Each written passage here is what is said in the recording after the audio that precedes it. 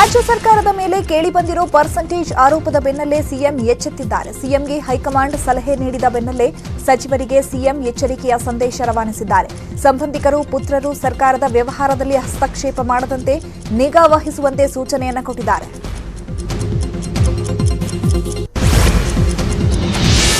PSI ಪರೀಕ್ಷೆ ಅಕ್ರಮ ತನಿಖೆ ಚುರುಕಾಗಿದೆ. ಆದರೆ ದಿವ್ಯಾ ಹಾಗರಗಿಯೇ ಪತ್ತೆಯೇ ಇಲ್ಲ. ಈ ನಡುವೆ ದಿವ್ಯಾ ಹಾಗರಗಿಯನ್ನ ಬಂಧಿಸುವಂತೆ ಮಲ್ಲಿಕಾರ್ಜುನ ಖರ್ಗೆ ಹಾಗೂ ಪ್ರಿಯಾಂಕ ಖರ್ಗೆ ಮತ್ತೆ ಒತ್ತಾಯ ಮಾಡಿದ್ದಾರೆ. ಇದೇ ವಿಚಾರಕ್ಕೆ ಮಾತನಾಡಿರೋ ಗೃಹ ಸಚಿವ ಆರ್ಗ ಜ್ಞಾನೇಂದ್ರ, ದಿವ್ಯಾ ಶರಣಾಗತಿ ಆಗದಿದ್ರೆ ಆಸ್ತಿಯನ್ನ ಜಪ್ತಿ ಮಾಡಲಾಗುತ್ತೆ ಅಂತ ಎಚ್ಚರಿಕೆಯನ್ನ ಕೊಟ್ಟಿದ್ದಾರೆ. ಈ ನಡುವೆ ಅಫ್ಜಲಪುರದಲ್ಲಿ ನಡೆಯುತ್ತಿರುವ ಎತ್ತಿನ ಬಂಡಿ ಓಟದ ಸ್ಪರ್ಧೆಯಲ್ಲಿ ಆರ್ಡಿ ಪಾಟೀಲ್ ಕಟೌಟ್ ಹಾಕಲಾಗಿದೆ.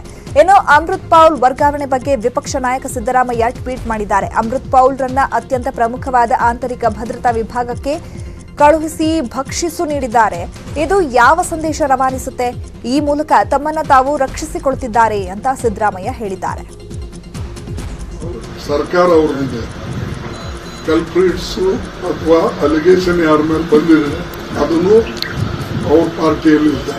ಅವ್ರು ಹೇಳೋದು ನಿಮ್ಮ ಪಾರ್ಟಿಯಲ್ಲಿ ಇದೆ, ಈ ಪಾರ್ಟಿಯಲ್ಲಿ ಇದ್ದಾರೆ, ಅವರಿಗೂ ಮಾಡಿ. ಅಸಿಸ್ಟೆಂಟ್ ಪ್ರೊಫೆಸರ್ ಪ್ರಶ್ನೆ ಪತ್ರಿಕೆ ಲೀಕ್ ಕೇಸ್ಗೆ ಸಂಬಂಧಿಸಿದಂತೆ ಆರೋಪಿ ಸೌಮ್ಯ ಗುರುಗಳನ್ನ ಬಂಧಿಸಲಾಗಿದೆ. ಸಹಾಯಕ ಉಪನ್ಯಾಸಕ ಹುದ್ದೆಗೆ ರೆಡಿ ಆಗ್ತಿದ್ದ ಸೌಮ್ಯ ಪ್ರೊಫೆಸರ್ ನಾಗರಾಜ್ ಮನೆಯಲ್ಲೇ ಓದಿಕೊಳ್ತಾ ಇದ್ಲು. ನಾಗರಾಜ್ ರೂಮ್ನಲ್ಲಿ ಭೂಗೋಳಶಾಸ್ತ್ರದ ಪ್ರಶ್ನೆಗಳ ಪಟ್ಟಿ ಸೌಮ್ಯಗೆ ಸಿಕ್ಕಿತಂತೆ. ಅದರ ಫೋಟೋ ತೆಗೆದು ಸ್ನೇಹಿತೆ ಮಹಾಲಕ್ಷ್ಮಿಗೂ ಕಳಿಸಿದ್ಲು. ಮಹಾಲಕ್ಷ್ಮಿ ತನ್ನ ಸ್ನೇಹಿತ ರಾಮಕೃಷ್ಣಗೆ ಕಳಿಸಿದ್ಲು. ನಂತರ ಎಲ್ಲಾ ಕಡೆ ಪ್ರಶ್ನೆ ಪತ್ರಿಕೆ ಸೋರಿಕೆಯಾಗಿತ್ತು ಎಂಬ ಮಾಹಿತಿ ಸಿಕ್ಕಿದೆ. ಸ್ಟೋರ್ ಕೀಪರ್ ಆಗಿದ್ದ ಗೋವಿಂದ ಕಾರಜೋಳರನ್ನ ಬೆಳೆಸಿದ್ದು ನಾನೇ ಅಂತ ಸಂಸದ ರಮೇಶ್ ಜಿಗಜಿಣಗಿ ಹೇಳಿದ್ದಾರೆ. ಸ್ಟೋರ್ ಕೀಪರ್ ಕೆಲಸಕ್ಕೆ ರಾಜೀನಾಮೆ ಕೊಡಿಸಿ ನನ್ನ ಜೊತೆಗಿಟ್ಕೊಂಡೆ.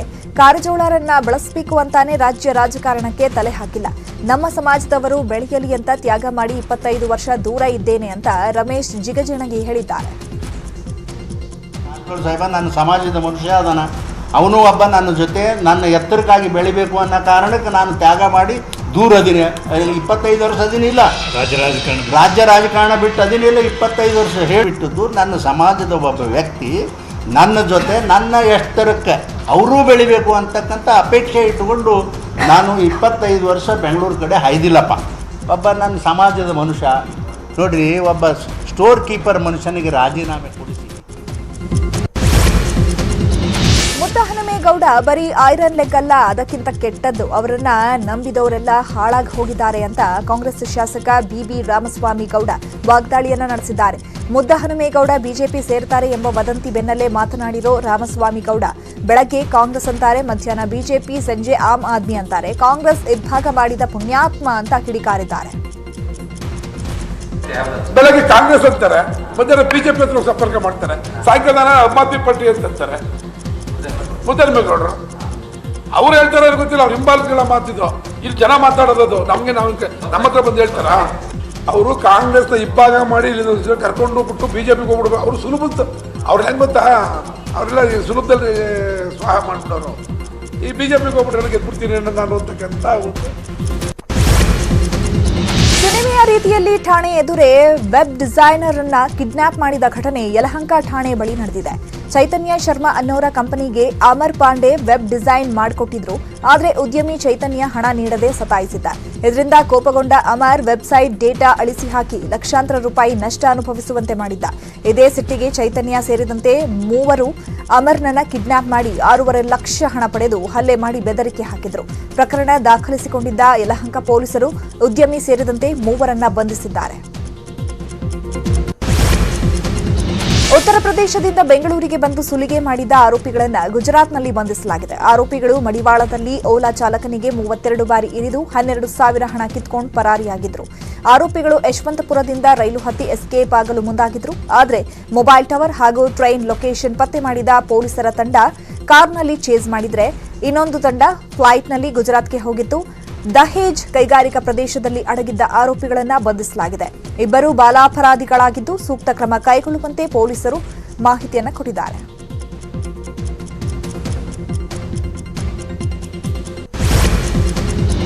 ಚಾಮರಾಜನಗರದ ಕಾಗಲವಾಡಿ ಮೋಳೆ ಗ್ರಾಮದ ಯುವತಿ ಸಾವಿನ ಸುತ್ತ ಅನುಮಾನದ ಹುತ್ತ ಹುಟ್ಟುಕೊಂಡಿದೆ. ಯುವತಿಯ ಪೋಷಕರು ಶವವನ್ನ ಹೂಳದೆ ಸುಟ್ಟು ಹಾಕಿದ್ದೇ ಅನುಮಾನಕ್ಕೆ ಎಡೆ ಮಾಡಿಕೊಟ್ಟಿದೆ. ಸುಮಿತ್ರಾ ಸೋಮೇಶ್ ಪ್ರೀತಿಗೆ ಯುವತಿ ಮನೆಯವರು ವಿರೋಧಿಸಿದ್ರಂತೆ. ಊರಲ್ಲೇ ನ್ಯಾಯ ಪಂಚಾಯಿತಿ ಮಾಡಿ ಸೋಮೇಶ್ಗೆ 4 ಲಕ್ಷ ದಂಡ ಹಾಕಿದ್ರಂತೆ. ಇದರಿಂದ ಬೇಸತ್ತ ಸೋಮೇಶ್ ಸಹ ಆತ್ಮಹತ್ಯೆಗೆ ಯತ್ನಿಸಿದ್ದಾನೆ. ಘಟನೆ ಬಗ್ಗೆ ರಿಯಾಕ್ಟ್ ಮಾಡಿರೋ ಚಾಮರಾಜನಗರ ಎಸ್ಪಿ, ಮರ್ಯಾದೆ ಹತ್ಯೆ ಬಗ್ಗೆ ಯಾವುದೇ ಮಾಹಿತಿ ಸಿಕ್ಕಿಲ್ಲ ಅಂತ ಹೇಳಿದ್ದಾರೆ.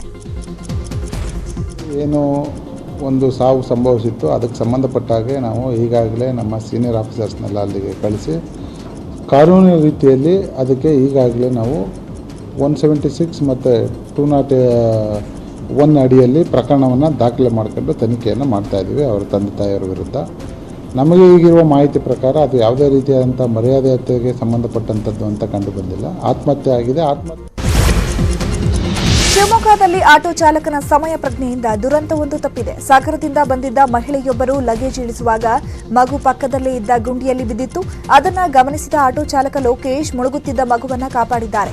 ಮಹಾನಗರ ಪಾಲಿಕೆಯ ನಿರ್ಲಕ್ಷ್ಯದಿಂದ ಈ ಘಟನೆ ನಡೆದಿದೆ ಅಂತ ಸ್ಥಳೀಯರು ಆರೋಪಿಸಿದ್ದು, ತಕ್ಷಣವೇ ಎಚ್ಚೆತ್ತ ಸ್ಮಾರ್ಟ್ ಸಿಟಿ ಅಧಿಕಾರಿಗಳು ಗುಂಡಿ ಮುಚ್ಚಿಸಿದ್ದಾರೆ.